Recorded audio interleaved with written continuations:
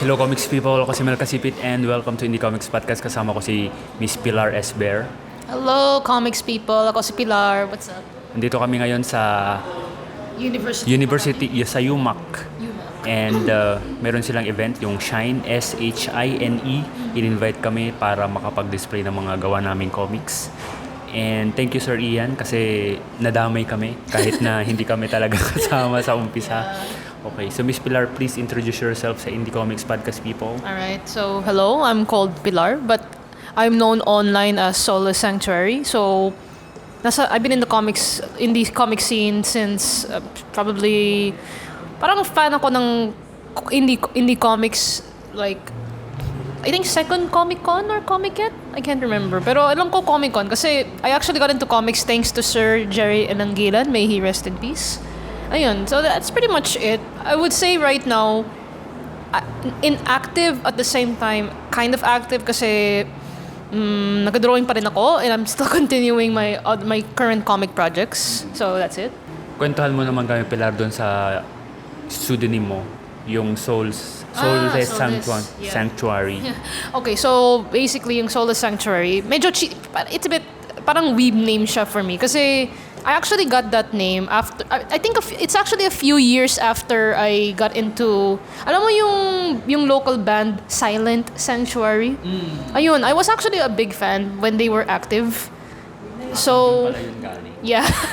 So, I don't know, I just thought of, parang as I grew older, parang I feel like I want to have my own pseudonym and pen name. So I was thinking, I still kind of like Silent Sanctuary, but I want a little spin on it. So I decided, you know what, how about Soulless Sanctuary just to make it sound really cool, parang ganun.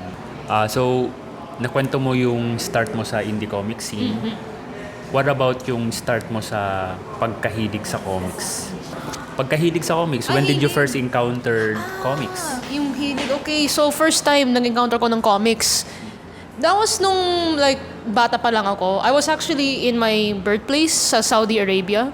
So I think the earliest memory I had, parang one time nag usual shopping ako with my parents and my brother. Then I happened to encounter isang comic shop na puro mga Archie comics. Tapos nandun yung mga Archie comics na Sonic the Hedgehog. I'm not sure if anybody remembers that, pero I think that was the first encounter with comics. Parang nakita ko mga Comics the Hedgehog comics? Sonic the Hedgehog. Kasi video game yun eh. Oo, pero merong I think any Sonic fans out there would know na there was actually a series na galing sa Archie Comics and they actually made comic series based on Sonic the Hedgehog. So para siyang different iteration from the game. It's different basically. Pero, you know, we all know that Sonic the Hedgehog is very popular outside of Japan, kaya may ganun. Kahit na yung kapatid ko mahilig sa Sonic the Hedgehog nung bata pa siya. Ayun, so yun yung first encounter mo sa comics.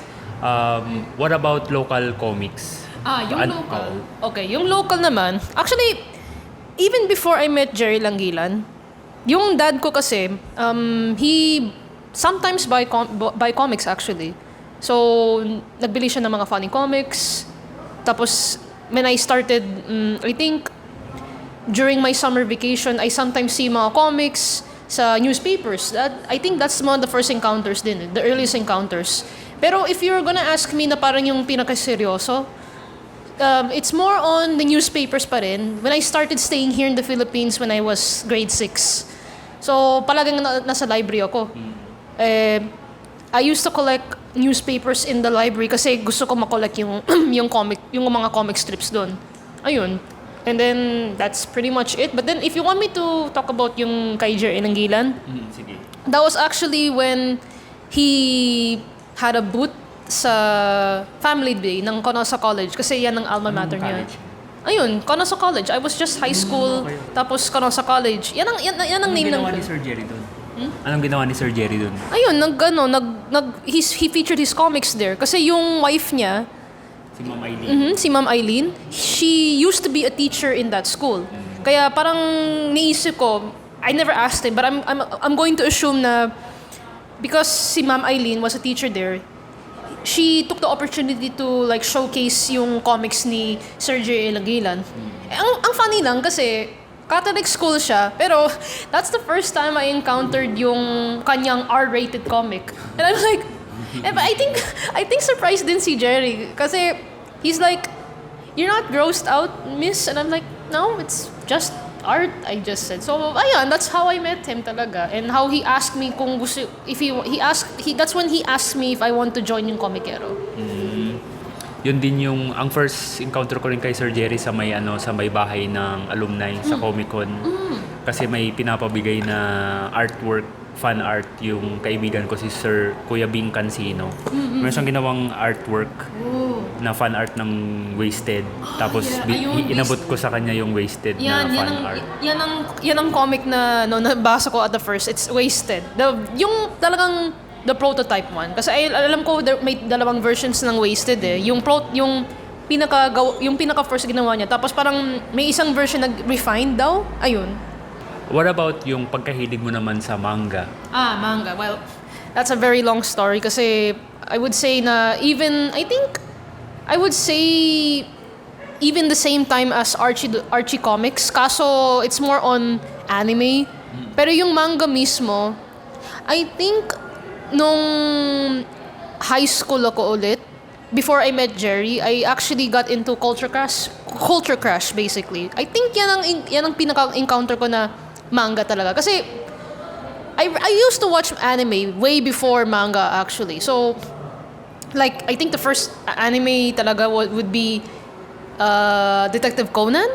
Or it could be Pokemon, or it could be yung classic na yung parang world theater something. Basta yung kay Julie. Ayun. Oo, parang ganun. Pero back then, I didn't even know it was Japanese animation. Basta cartoons. I mean, it even looked like cartoons. So I didn't even know there were Japanese animation until someone pointed out, galing sa Japan, I'm like, oh talaga?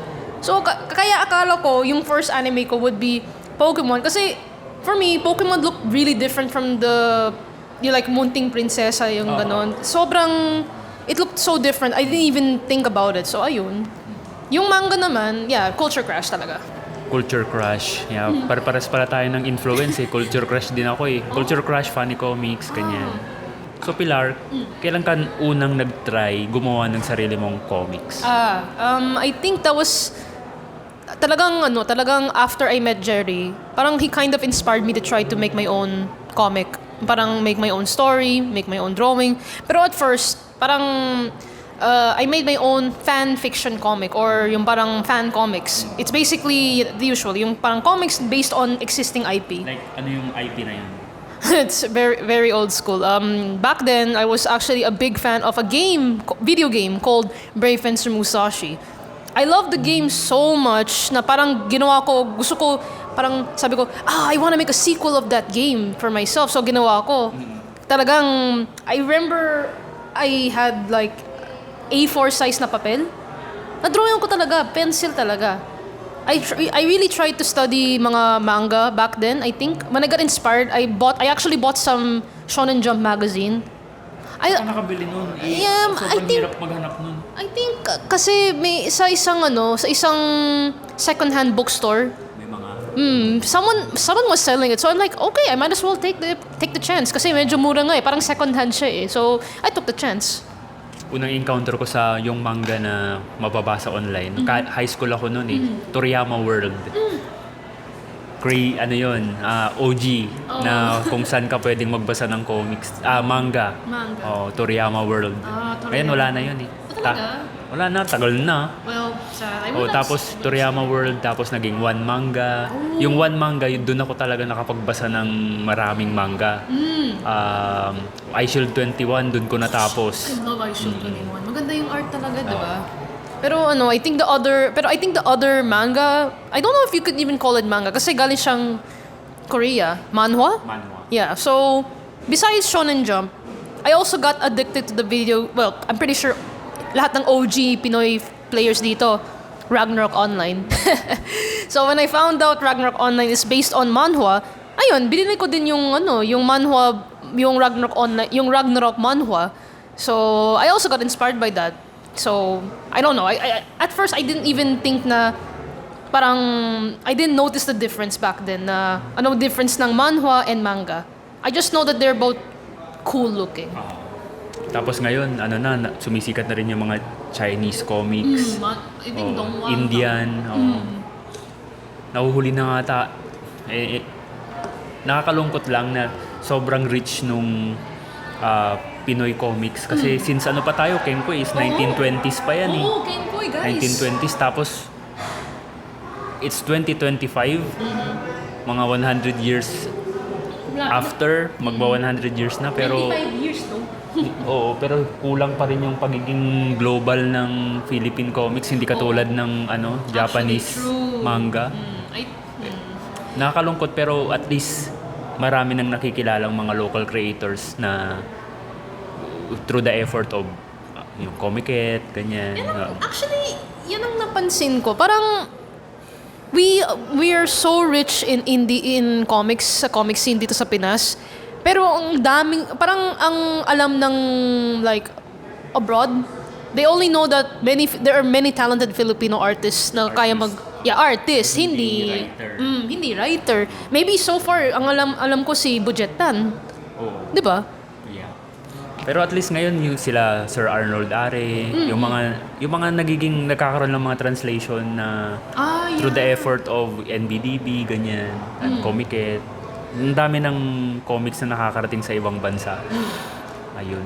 So, paano ka natutong mag-comics? You mentioned na nag-aral ka ng mga tutorial ba? Mga books, ganyan?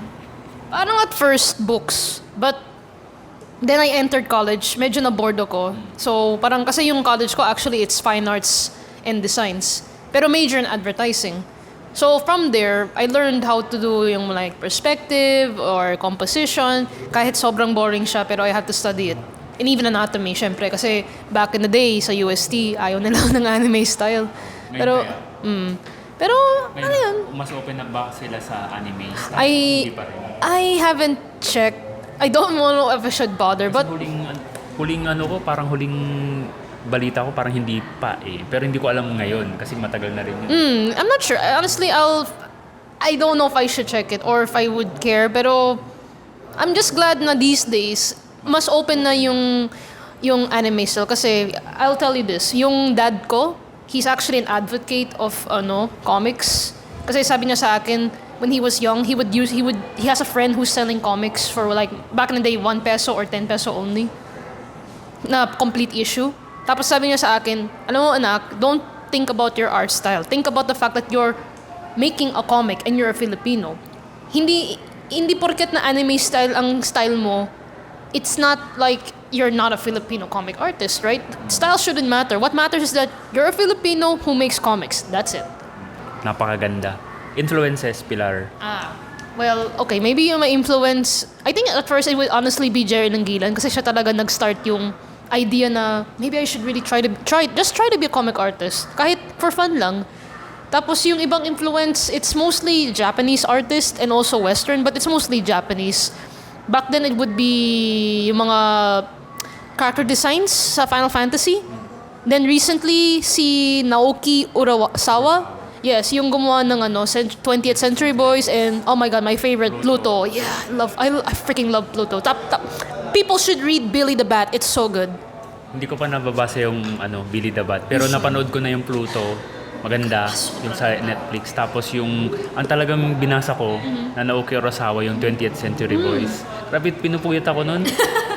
Parang each chapter, may cliffhanger sa dulo. Ang galing niyang mambitin. So, babasahin mo ulit yung susunod. Tapos babasa hanggang sa umaga na. Oo, pero I still suggest Billy the Bat kasi it's a bit, I would say it's more of a, actually at first I thought it would just be a simple art versus artist kasi yung first chapters ng Billy Bat, akala mo it's the artist fighting his own art creation, and then suddenly it turns into a conspiracy theory for some reason.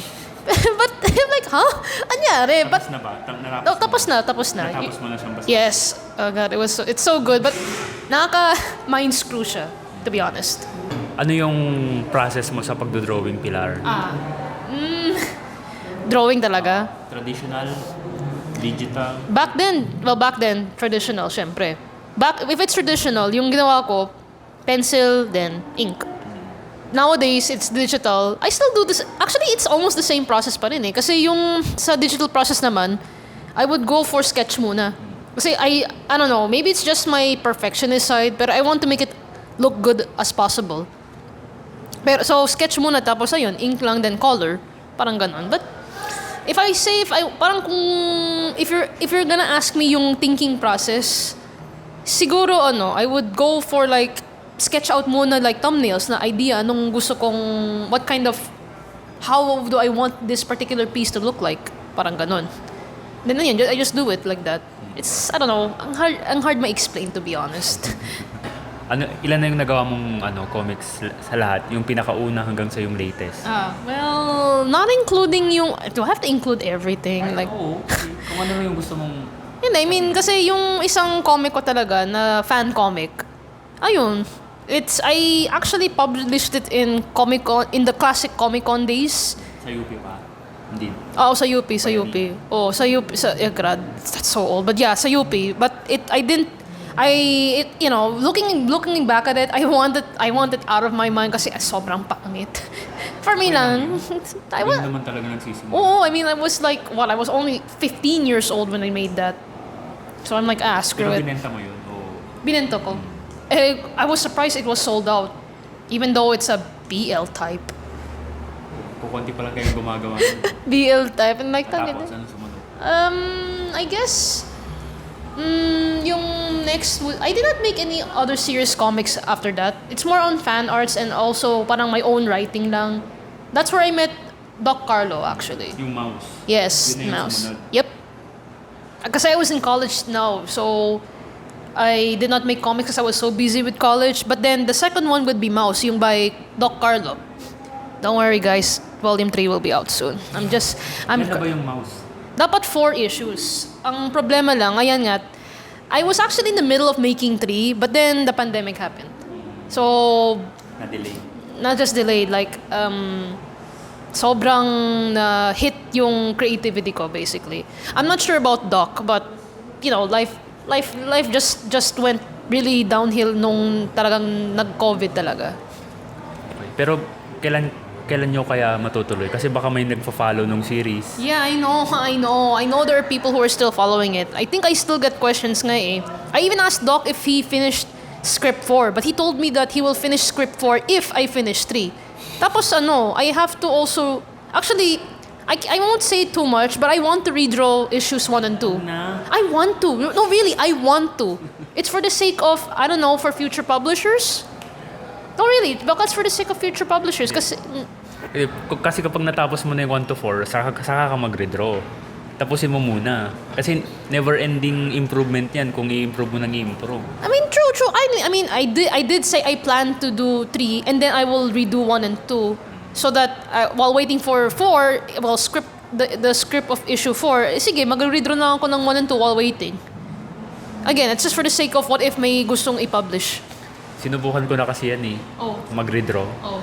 Siguro naka 10 pages ako tapos na-realize ko na this is going to take a long time. And I don't think it's worth it kasi hindi pa tapos yung story, yung main story. Ganun. Kasi iniisip ko na lang si Toriyama ba, nire-redraw ba niya yung chapter 1 ng Dragon Ball? Hindi naman. Si Oda ba, nire-redraw niya yung pangit na first issue ng One Piece? Hindi naman. So bakit ako magre-redraw ng sarili kong drawing? Because from what I've heard kasi, there are some people who redraw their comic if they want to do like publishing talaga. Like, like, say they want one publisher from outside the Philippines is interested in this. Tapos, parang, not really pressuring you, but it's more of, parang they're gonna ask you to refine it. Kumbaga, parang ganun. Sabagay, si Kajo, niredraw niya yung 13. Diba? Oo. So ano pang sumunod na comics mo, Pilar? Ayun, yung sarili kong The Alternates. It's more of a personal comic project, so there's no deadline kasi it's just yung The Alternates, it's really just puro mga self-indulgent stuff. Yung lahat ng gusto ko. Maybe like reverse isekai, may adventure pa, tapos pretty boys. Sorry, I'm really just biased in drawing male characters. I think everybody who follows my page, mapapansin nila na, ba't parang puro lalaki? Gusto ko. Yun na ba yung pinaka Latest? Latest? Yeah, so far. Oh wait, there is one more actually. It's actually parang on the spur siya, and it's not a serious comic. Well, actually hindi siya serious in a way how I draw it and how I planned it. On the spur siya kasi naisip ko, what if I just randomly talk about the random bad stuff that happened to my life? Ayun, I think it's a really long title.